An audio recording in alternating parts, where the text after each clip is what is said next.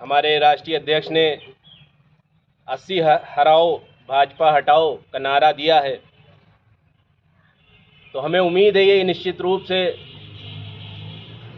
इसके परिणाम बहुत ही सार्थक होंगे और इसके पीछे उनका जो एक पीडीए का फॉर्मूला है वो इस नारे को कामयाब बनाने में अपना योगदान देगा।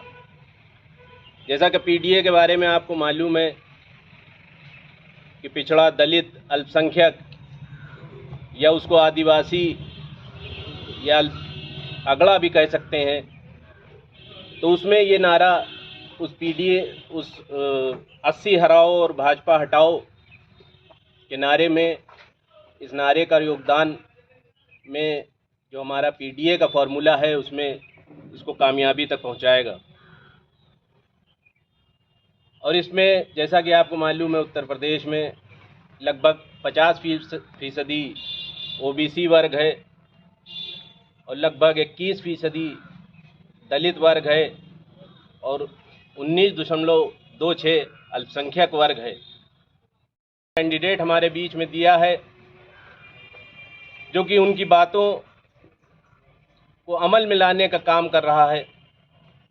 जिस तरह से उन्होंने पीडीए का नारा यदि जनता के लिए दिया है तो वो अपने पार्टी में भी वही नारे के आधार पर प्रत्याशी उन्होंने दिया है। और हमें उम्मीद है कि जिस तरह से पिछले कुछ दिन पूर्व एक पीडीए पंचायतों का पखवाड़ा चलाया गया था, उसमें तमाम पूरे उत्तर प्रदेश में हर विधानसभा क्षेत्र में पीडीए पंचायतें की गईं और उसमें बड़ी संख्या में इन तीनों वर्गों के साथ अन्य वर्ग भी शामिल हुए और उससे हमें यकीन है कि आने वाले वक्त में जनता जागरूक है और भारतीय जनता पार्टी के जो कारनामे हैं उससे वाकिफ़ हो चुकी है और वो निश्चित रूप से जो है इस बार सरकार बदलने के मूड में है।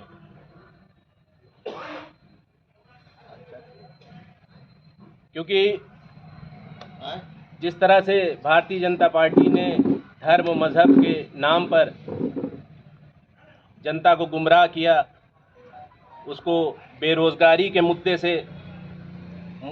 छुपाने के लिए, जो शिक्षा का वादा था उसको छुपाने के लिए, जो भ्रष्टाचार का मुद्दा था उसको छुपाने के लिए, जो भी गलत वादे किए उससे जनता वाकिफ़ हो चुकी है। और अब आने वाले वक्त में पीडीए के नारे को कामयाब करते हुए यहाँ पर इंडिया गठबंधन के कैंडिडेट को विजयी दिलाएगी।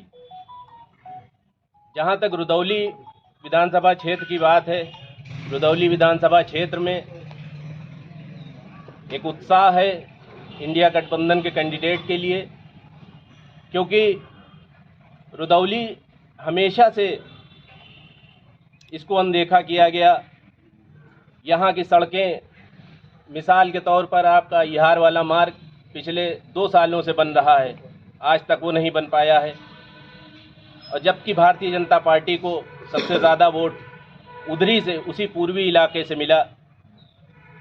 यहाँ अमानीगंज रोड है, इसकी दुर्दशा आप देख ही रहे हैं किस तरह से उसमें रोड बची ही नहीं है। नगर क्षेत्र में मिट्टी से डामर को फाड़ कर उसको छुपाया जा रहा है। यहाँ पर अगर और इस क्षेत्र के मुद्दों की बात करें तो यहाँ पर छुट्टा मवेशियों का भी एक मुद्दा रहा है, जो किसानों के बीच में उनकी फसलें बर्बाद करता रहा है। उसके लिए भी कोई उपाय नहीं किए गए। जो गौशालाएं बनी, वो गौशालाओं में वो बेमौत मारे जा रहे हैं, उसमें भी भ्रष्टाचार है गौशालाओं में भी।